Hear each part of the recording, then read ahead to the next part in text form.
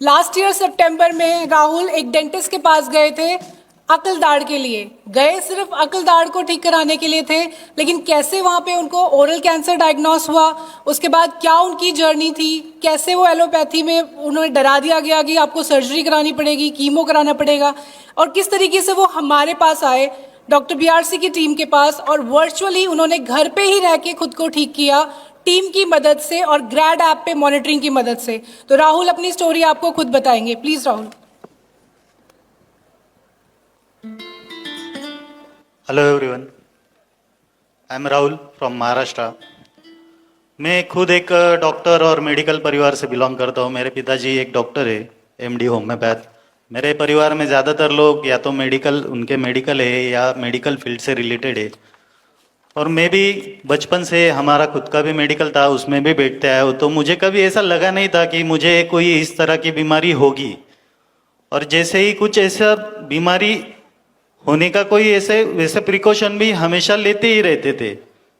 पर जैसे ही मेरा ये टूथ इमर्ज हो रहा था, अक्कल दाढ़ जिसको बोलते हैं, विजडम टूथ, वो जब आ रहा था तो मुझे वहाँ पे एक चिक बाइट हुआ। तो नॉर्मली मुझे बोला गया कि ये चिक बाइट है, ये ठीक हो जाएगा। तो वो चिक बाइट धीरे धीरे बढ़ते गया, उसका कन्वर्जन हुआ, अल्सर में कन्वर्ट हुआ।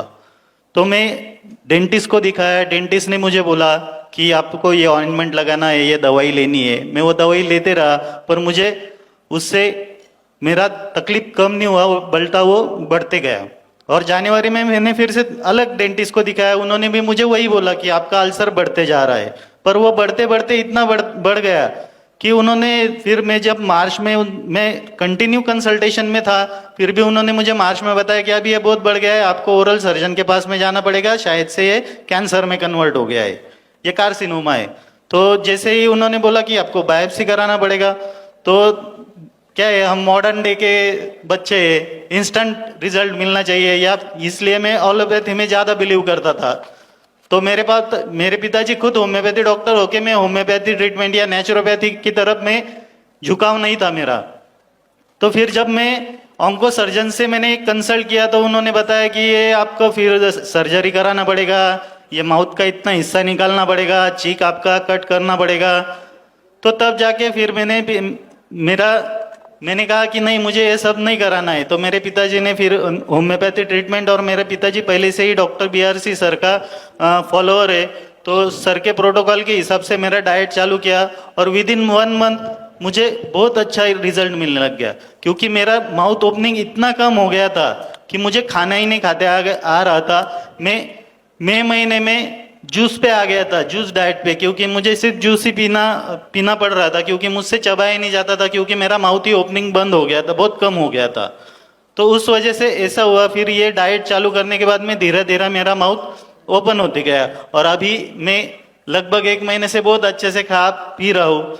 और इसके लिए मैंने ऑनलाइन कंसल्टेशन लिया था, ग्रैड ऐप पे सिर्फ मैं उसका अपडेशन डालता था। पहले तो मुझे बिलीव नहीं था कि मेरा ट्रीटमेंट कौन कर रहा है, कोई मुझे जानकारी नहीं थी। फिर मैंने एक बार, मुझे किसी ने बताया कि ये एक्चुअल में आपको बीआरसी सर ट्रीटमेंट दे रहे क्या। तो मैंने उनको पूछा, तो उन्होंने मुझे बीआरसी सर का एक ऑडियो क्लिप भी भेजा कि जिसमें उन्होंने मेरा केस खुद कंसल्ट किया था, और तब जाके वो ग्रैड ऐप पे मेरे लिए डाइट भेजा गया था। मैंने वो सब चीज़ें देखी। सर आपने जो मदद किया है, हमको जो हेल्प किया है, उससे हीरो तो बन गए। 90% अभी रिकवरी आ गई है, अभी सुपरस्टार रहना बाकी है। Thank you. बड़ी से बड़ी बीमारी का आसान से आसान इलाज घर बैठे ही हो सकता है। अधिक जानकारी के लिए कांटेक्ट करें nearest doctor BRC clinic @home।